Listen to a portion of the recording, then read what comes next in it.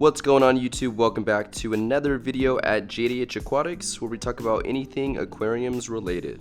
This video is kind of for people that are new in the reefing hobby.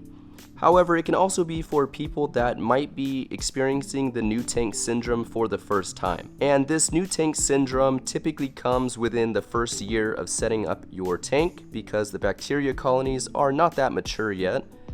And from this you can get some algae blooms and some other unattractive things that might discourage you from the hobby.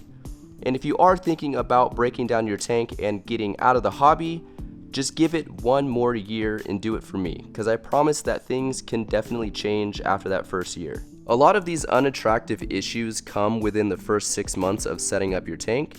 And if you haven't made it there, try to get to 6 months, but really try to get to a year, because you'll be able to see your tank polished up and past all of these problems that you're experiencing right now.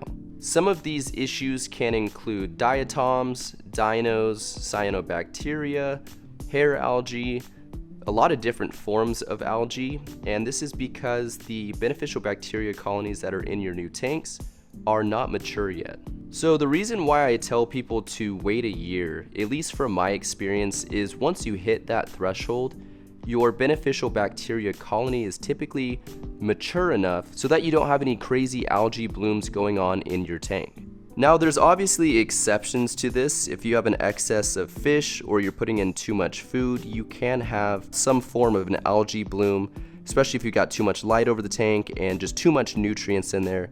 You can definitely grow algae after that year mark. But if you're sitting here with one fish in your tank and you've had the lights off for a couple days and you're still wondering why you've got these weird algae blooms going on, just give your tank a little bit more time to mature and get that beneficial bacteria colony up. You can help kickstart your tank by adding some sort of bacteria additive so that you can get that colony going on its own, and it'll start building up in the rock and the sand over time, and the fish poop and the food that you put in will eventually feed that colony to grow.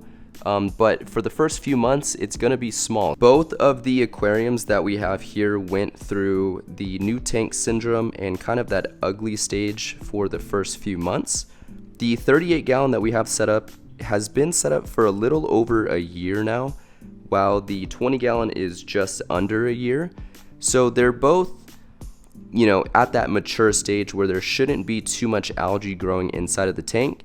The 38 gallon was much worse than the 20 gallon when it came to dinos and hair algae. It took us about 2 months to get rid of it, and we did have to go in there manually and pluck it out, along with trying to balance out our nutrients so that we wouldn't get an excess of dinos.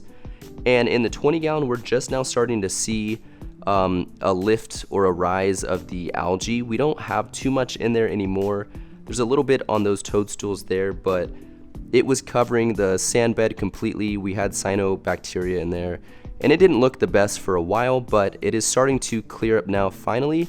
And I think this tank is at month 11. We're pushing up on a year, so this is a good example of, just letting it sit back and collect that beneficial bacteria. This could just be situational for me since I've got only softies in my tank, but when I started to get large outbreaks of algae, I found that just leaving the tanks alone and not doing water changes was actually better.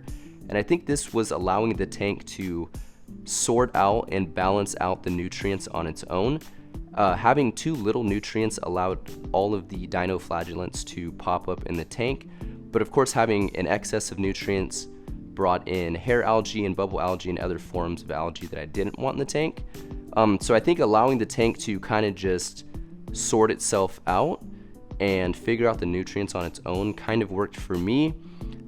We haven't tested the tanks in quite a while, but the numbers were good when the last time I tested, so we haven't had any algae outblooms lately, and I would say my tanks are on the lower nutrient side now. But again, just sitting back and allowing them to figure it out on their own, I think is kind of part of it as well.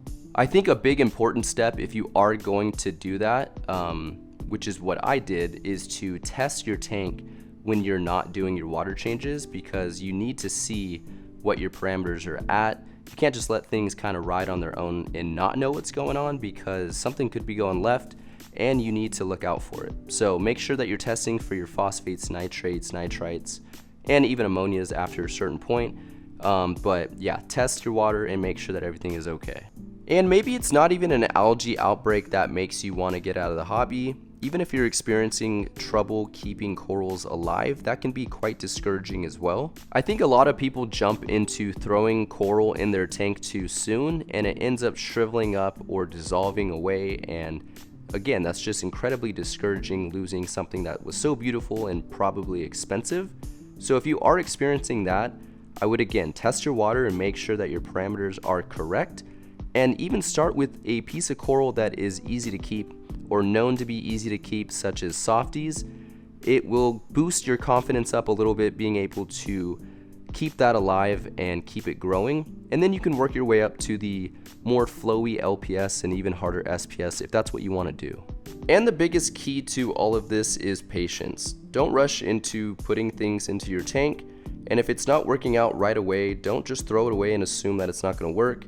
It could just take some time. So just a quick summary of what we talked about. If you guys are experiencing any troubles with your reef tanks, but they are new, try and give it that full year before shutting it down, because it takes some time for things to build up and things to acclimate as well. You need to get that bacteria colony going and keep testing your tank to make sure that your parameters are correct. But with all of that being said, if you guys have any questions about today's video or my aquariums, then leave it in the comments down below, or you can send me a direct message to my Instagram. The link is in the description below as well. I will catch you guys on the next one. Peace out.